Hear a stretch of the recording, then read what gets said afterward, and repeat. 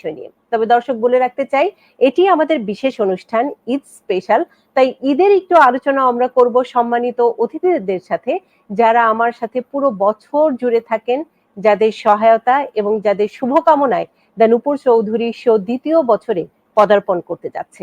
তাই শুরুতেই আমি স্বাগত জানাচ্ছি এমন একজন মানুষকে, যিনি আমি সবসময় বলে থাকি প্রিয় একজন মানুষ, আমাদের কমিউনিটির পরিচিত মুখ, এবং সুপ্রিম কোর্টের অ্যাটর্নি মঈন চৌধুরী এবং ডেমোক্রেটিক ডিস্ট্রিক্ট অ্যাট লার্জ। আমি একটু জানতে চাই শুরুতেই, মঈন ভাই, আপনি হচ্ছেন অন্যতম একজন শুভাকাঙ্ক্ষী দ্য নূপুর চৌধুরী শোর, এবং আমি বলতে পারি আমি যখন এই শোটি শুরুই করিনি তখনই আপনি স্বপ্ন দেখিয়েছিলেন, যে কারণে আজকে আমার এই শোটি। তাই আপনার প্রতি অনেক অনেক কৃতজ্ঞতা, যেহেতু আজকে ঈদের অনুষ্ঠান এবং যারা আমার সাথে সারা বছর জুড়ে থাকেন তাদের প্রতি ধন্যবাদ এবং কৃতজ্ঞতা। শুরুতে একটু ঈদের শুভেচ্ছা আমাদের দর্শকদের জন্য কি বলবেন? ধন্যবাদ নূপুর চৌধুরী, সবাইকে দেরিতে হলেও ঈদ মুবারক। আমরা জানি কুরবানি ঈদ অনেকদিন পালন করা যায়, এখনো আমরা কুরবানির মাংস খাচ্ছি প্রবাসে বসে, বাংলাদেশেও সবাইকে ঈদ মুবারক। ঈদে সবাই ভালো কেটেছে এটাই আশা করি, এবং আমরা খুব ভালোভাবে প্রবাসী ঈদ উদযাপন করেছি। এখানে যেরকমটা হয়, আমরা সবাই কুরবানি দেই, তারপর মাংস একটু পরে আসে। দেশের মতো হয়তো তাড়াতাড়ি মাংস পাই না, কিন্তু বিকেলে মাংসটা পাই আমরা। ঈদের আমেজটা এখনো আছে প্রবাসে। এবং একটু জানতে চাই যে কোরবানিটি গ্রোসারিতে দেওয়া হয়েছে না আপনি ফার্মে গিয়েছিলেন? কারণ এখানে অনেক ভাবে কোরবানি দেওয়া যায়। সত্য কথাই বলি, সবসময় কুরবানিটা গ্রোসারিতে দিয়েছিলাম, বিকেল বেলা রাতের বেলা মাংস পিক আপ করতে হয়েছে। আচ্ছা আচ্ছা, না এটি স্বাভাবিক, কারণ যারা আমরা ব্যস্ত মানুষ তাদের জন্য কঠিন হয়ে যায় সারা দিন সেই ফার্মে, এবং ফার্মগুলো নিউ ইয়র্ক সিটির বাইরে। আজকে আমরা যে বিষয়টি নিয়ে আলোচনা করব, ঈদের শুভেচ্ছা তো থাকবে, শেষেও আবার একটু জানতে চাইবো ঈদ কেমন করলেন। তবে যে বিষয়টি নিয়ে আলোচনা করব মঈন ভাই, এটি শুধু আমেরিকার ভেতরে নয়, বাংলাদেশ থেকেও আমার অনেক দর্শকরাও এই বিষয়টি নিয়ে আলোচনা করছেন, যেটির যদি চমকপ্রদ একটি হেডলাইন আপনাকে বলি, যে আমেরিকার ভেতরে 10 বছর থাকলে সিটিজেনশিপ দিয়ে দিচ্ছেন প্রেসিডেন্ট জো বাইডেন। তো এই ঘোষণাটিরই আমি একটু একদম চুলচেরা বিশ্লেষণ আপনার কাছ থেকে নিতে চাই, যে 5 লাখ অভিবাসীকে বলা হচ্ছে যে তারা 10 বছর থাকলেই আমেরিকার সিটিজেনশিপ পেয়ে যাচ্ছেন। আসলে এই নিউজের বিশ্লেষণে আপনি কি বলবেন? ধন্যবাদ নূপুর চৌধুরী। আবারও বলছি, ইমিগ্রেশন নিয়ে যখনই কোনো নিউজ আসে, এমন ভাবে বহির্বিশ্বে ফলাও হয় যে তারা মনে করে যে নিউ ইয়র্কে বা আমেরিকার ভিতরে যারা সবাই হয়তো গ্রিন কার্ড পেয়ে যাচ্ছে।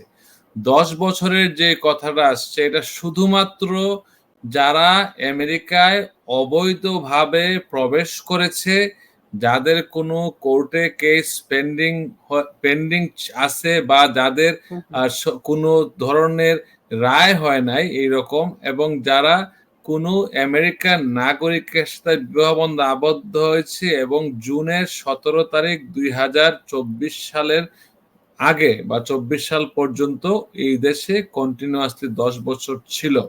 এখানে প্রবলেম হচ্ছে কি, যখন আমরা বলি 500,000, মনে হয় যে পুরা বাংলাদেশটাই মনে চলে, এখানে সবাই মনে পেয়ে যাবে। আমেরিকাতে 190টার বেশি দেশের লোক বসবাস করে, এবং আমরা এখানে কুইন্সে, আমি যে কুইন্সের ডেমোক্রেটিক পার্টি ডিস্ট্রিক্ট লিডার, আমরা 365টা ভাষা এখানে কথা বলি। বাংলাদেশি সংখ্যা খুব কম হবে যারা 10 বছর আগে আমেরিকায় এসেছে এবং কোনো কেস ফাইল করে নাই, এমন সংখ্যা অনেক কম।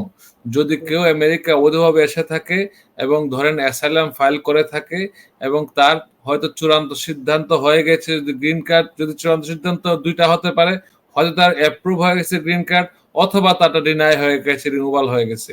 রিমুভাল হয়ে থাকলে আপনারা অনেকেই ভাবেন যে সবাই মনে হয়ে গেছে, না, রিনিউয়াল হয়ে থাকলে কোর্টে জুরিসডিকশন ছাড়া এই কেস রিওপেন হবে না।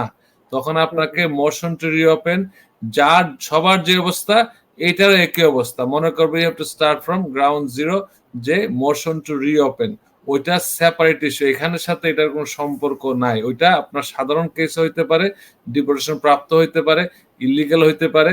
Motion to reopen is separate process. আমি এখানে ছোট ছোট কয়েকটি প্রশ্ন করতে চাই, কারণ এটি আমার দর্শকদের সুবিধার জন্য। প্রথমত, 10 বছর থাকতে হবে, সেটির একটি শর্ত। তো সেই শর্ত আমরা যদি বলি যে মঈন ভাই, যারা 2014 সালের আগে থেকে এখানে অবস্থান করছেন তারাই অ্যাপ্লাই করতে পারবেন। রাইট? ইয়েস, তারা এটির মধ্যে 100% পড়বে, কারেক্ট। আওতায় পড়বেন।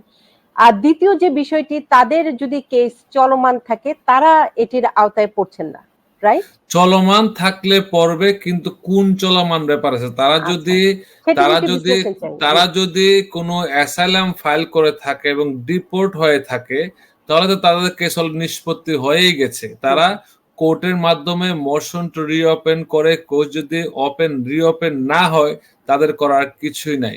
কিন্তু হুম, যারা ধরেন কোনো কিছু না করে অবৈধভাবে এসেছে এবং 601 ওয়েবার ফাইল করেছে বা করে নাই, অপেক্ষায় আছে থার্ড কান্ট্রিতে গিয়ে ভিসা নিয়ে গ্রিন কার্ড নিয়ে আসবে, তাদের জন্য এটা অত্যন্ত সুখবর।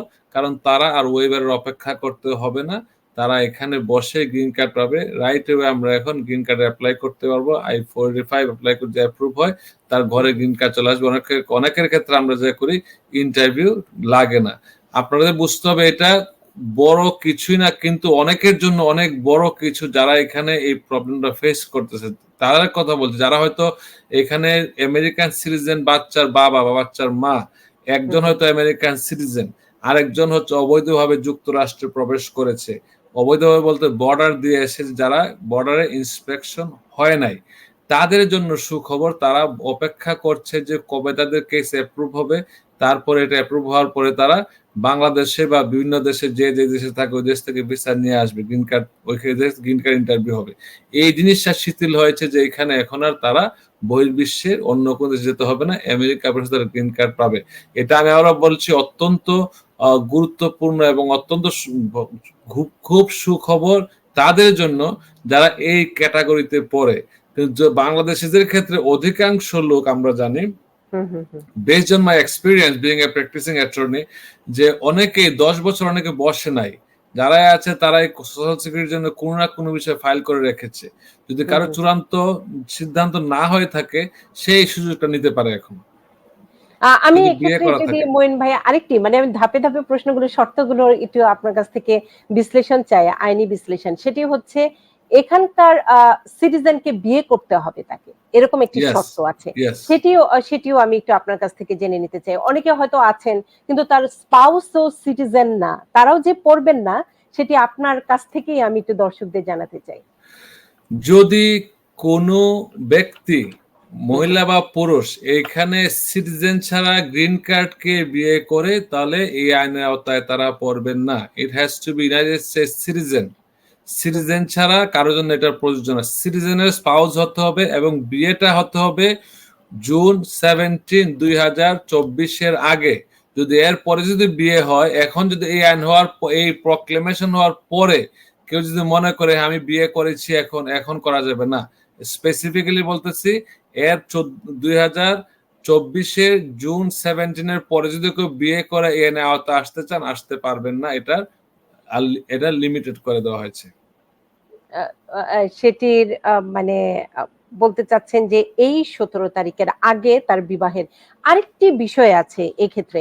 আমরা দেখছি যে প্রায় ৫০০,০০০, মানে ৫ লাখ অভিবাসী এটির আওতায় পড়বেন। এই ধরনেরই খবর এসেছে বিভিন্ন গণমাধ্যমে যখন ঘোষণা দেওয়া হয়েছে যে এটির আওতায় এত মানুষ পড়তে যাচ্ছেন। যেটি নিঃসন্দেহে আমেরিকায় অন্য অভিবাসীও আছেন, তাদের জন্য সুসংবাদ। বাংলাদেশীদের জন্য কতটুকু প্রভাব ফেলবে? কতজন বাংলাদেশী আপনার ধারণা? আপনি বারবার বলছিলেন যে এটি বাংলাদেশের জন্য খুব বেশি সুখবর নয়, এর আওতায় পড়বে না। তারপর আমি একটু জানতে চাই যে কেমন পড়তে পারে এই ৫ আমি লাখের মধ্যে? আমি একটা কথা বলি, আমাকে হ্যাঁ, হ্যাঁ। প্রতিনিয়ত কল আসছে যাদের কেস কোর্টে পেন্ডিং বা ডিনাই হয়ে গেছে, মোশন টু আচ্ছা। রিওপেন পেন্ডিং আছে। তাদের কাছে একটা, তারা হয়তো বৈধভাবে আমেরিকায় এসেছে, কিন্তু তাদের কেস অন্য কোনো কেসে তারা রিমুভ হয়ে গেছে। তারা কিন্তু এই কেসের আওতায় পড়ে নাই। কারণ যদিও প্রথমটা তার বৈধভাবে আসলে আপনি এই আইনটা আপনার জন্য না। অনলি যদি কেউ বর্ডার ক্রস করে এসে থাকে, অবৈধভাবে প্রবেশ করে থাকে, আমরা বলি ইডব্লিউআই, এন্ট্রি উইদাউট ইন্সপেকশন, যদি হয়ে থাকে, তাদের ক্ষেত্রে প্রযোজ্য। এবং আমি আপনাকে বেসড অন মাই এক্সপেরিয়েন্স বলতেছি, হুম, হুম। বাংলাদেশে খুব কম সংখ্যক লোক আছে যারা 10 বছর অবৈধভাবে এসে অপেক্ষা করে কোনো কিছু ফাইল না করে, আনলেস তারা যদি কিন্তু কিছু লোক আছে বর্ডারে অনেকে ধরা পড়েই যায়।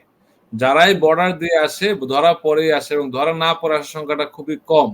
এটাকে আপনার বুঝতে হবে। অ্যাকুরেট আমি গণনা বলতে পারবো না, কিন্তু এই সংখ্যাটা খুব কমে, জন্যই মডলি 500,000 বলা হয়েছে। 500,000 যদি আমেরিকার জন্য দেখেন বিগ নাম্বার কিন্তু না।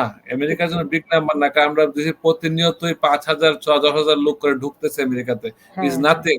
আরেকটা জিনিস আপনাকে বলবো, আমি ফ্রাস্ট্রেটেড কেন? আমরা জনগণকে নিয়ে কথা বলি, এবং আমি আপনারা জানেন আমি ডিস্ট্রিক্ট লিডার, পলিটিক্যাল লিডার, কিন্তু আমার কথা যখনই কথা বলি, আমার কথার মধ্যে মেসেজ থাকে আমার পলিটিশিয়ানদের কাছে, সেনেটর বলেন, কংগ্রেসম্যান বলেন, তাদেরকে বলি যে যারা অনেকে দেখেন প্যারেন্টস আছে এখানে, যারা হয়তো আমেরিকায় অবৈধভাবে এসেছে বা বৈধভাবে এসেছে, তারা কোনো কিছু অবৈধভাবে আসার পরে তারা হয়তো কোনো কিছু ফাইল করে নাই, তারপর তাদের হয়তো সন্তান জন্ম হয়েছে এখানে, সন্তানের বয়স এখন 21 হয়ে গেছে, তারা কিন্তু এই সন্তান কিন্তু তার বাবাকে এই আইনের আওতায় আনতে পারবে না, যেহেতু তার শুধুমাত্র বলা হয়েছে সিটিজেনের স্পাউস অথবা চিলড্রেন, কিন্তু চিলড্রেনের বাবার কথা বলা হয় নাই।